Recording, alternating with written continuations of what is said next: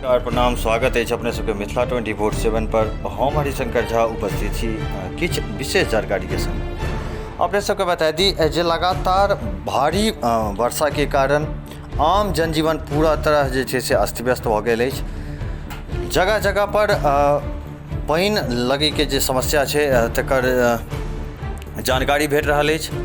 बहुतो तरह जगह से जे छै से खबरि आबि रहल अछि जे लोकक जे घर आंगन छै ततऽ तक पानि पहुँच चुकल छै बारिश भारी वर्षा के कारण। एखन एकटा जानकारी हमरा सबके भेटल है, जे जानकारी मधुबनी जिला अंतर्गत लखनऊ प्रखंड के आवारूपी सँ आयल है। अपने सब देख सकै छी जे मैबी हाट के समीप एकटा द्वार छै और ओहिठमा से तढ़िया तक के अबै के लेल एकटा मुख्य मार्ग छै और ओहि मुख्य मार्ग पर जे छै से पानि के अपने सब देख सकै छियै जे कते भारी मात्रा में एहिठमा जे छै से जल जमाव भऽ गेल छै। और ई मुख्य रास्ता छी जाहि पर दऽ के पानि एहिठमा जे छै से रोड के एहि कात से ओहि कात तक दुनू साइड अपने सब देख सकै छियै जे पानि लागल छै। लेकिन एहिठमा पानि के किछु प्रेशर ज्यादा भेला के कारण, पानिक दबाव किछु ज्यादा भेला के कारण एतुका सड़क जे छै से टूटै वाला अवस्था में आबि गेल छल। ग्रामीण सब द्वारा एहि पर जे छै से पहल कयल गेल और ग्रामीण सब गोटा एकत्रित भऽ के एहि रास्ता के जे छै से जहाँ तक हिनका सब ओतऽ संभव भेलनि हैं तऽ रास्ता के बचबै के लेल एहिठमा ई सब बोरी में बालू सब भरि के और सड़क के किनारा अपने सब देख सकै छियै सड़क के किनारा पर जे छै से ई सब जमा कऽ रहल छथिन। लेकिन ई कोनो एकर समाधान नहीं छियै।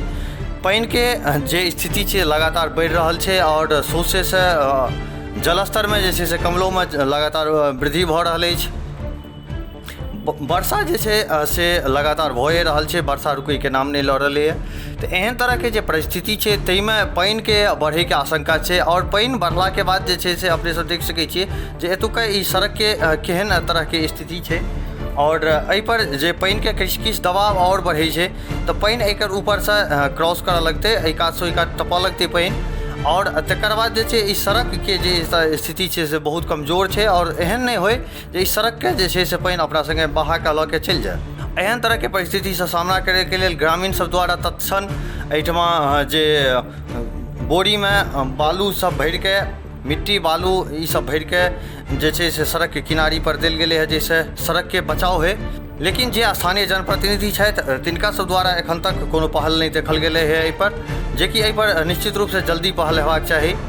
जो एहि जगह पर एकरा नीक से एखन मरम्मत कऽ देल जेतै तऽ ई सड़क जे छै से टूटै से बचि सकैत अछि।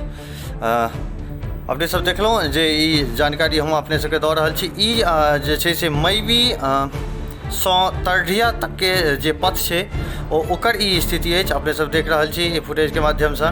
एहि सबसँ जुड़ल लगातार खबर अपने सब तक पहुँचबैत रहब। फिलहाल के लेल देखैत रही मिथिला 24/7। एक बेर पुनः उपस्थित है, ताबत तक के लेल धन्यवाद।